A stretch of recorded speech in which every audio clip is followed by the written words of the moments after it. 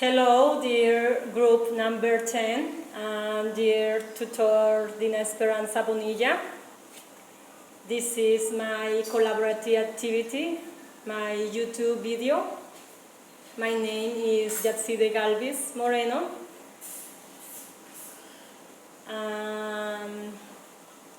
I will present you the following questions and the answer for these questions. The first question for this collaborative activity is, what does it mean to be bilingual in Colombia? The answer for this question we can understand in a few words.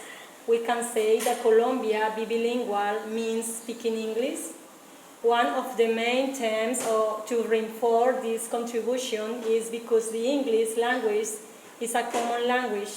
So we have to gain access to that word through a common language, and that common language is in English. Being bilingual in Colombia is essential in the globalized world.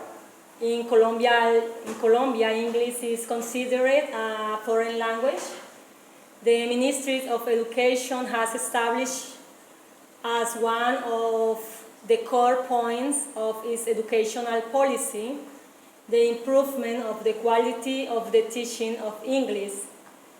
The National Bilingualism Program is oriented toward having citizens able to communicate in English in such a way that they move the country into universal communication processes, into the global economy, and into a cultural opens with internationally comparable standards. I will continue with the second question. The second question is, what would be the ideal scenario for a bilingual program in Colombia to be successful? To answer this question, we have to understand that for a child in a remote area in Colombia might not consider English as the universal language. So, in the test, I found and I agreed with the authors that there are two places to implement the National Bilingualism Program in Colombia. One is a place where the children, teenagers, and adults receive good information, good English, and the other is a place where they put into practice. It is important to say that children who have parents who speak English and who practice the language when attending a store or supermarkets or school, where all day the communication is in English learner, is faster and better than children will remain excluded from taking advantage of being bilingual, because they do not have the economic resources to purchase access to the internet, cable TV, movies, or tourists. The best scenario to learn English language is to have a direct contact with the same language, is to have a good teacher and a good practice, and that is what you are looking for the bilingual program.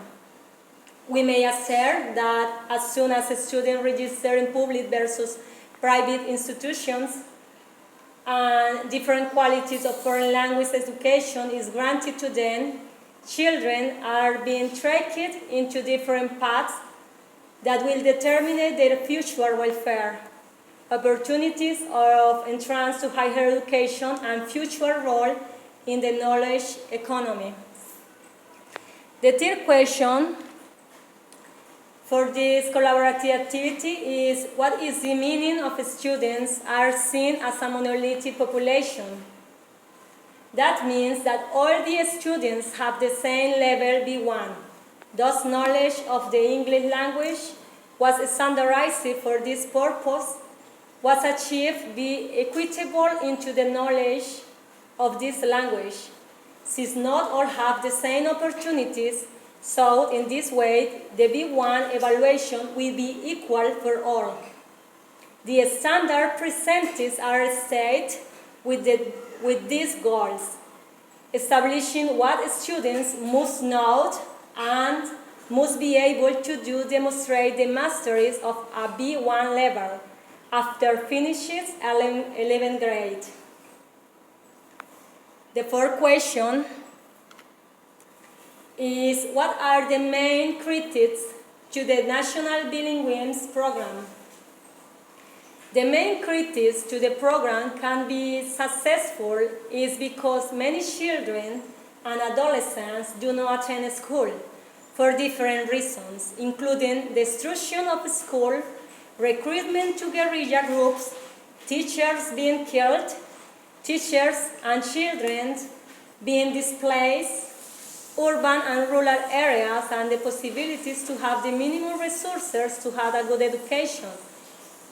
In other situations of violence and displacement and public education budgets being diverted toward military expenses, children do not have access to education is the principle of this.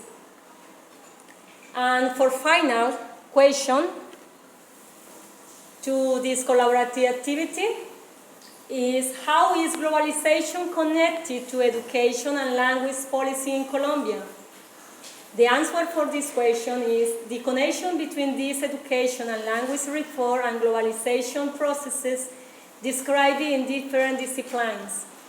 Current education and language policies in Colombia are tightly connected to transitional agendas and models of reform that do not necessarily represent a real benefit for the majority of the population, but instead may render privilege for a few. This analysis insists on the need for an equitable plan for the improvement of language teaching and learning in Colombia in a way that takes into account local priorities of economic development, respect local knowledge and culture, and accounts for a systematic and structural improvement of the public system based on the dissimilar conditions that affect schools, teachers, and students in both the private and public sector in the country. That's all for this collaborative video. Thank you so much. Bye.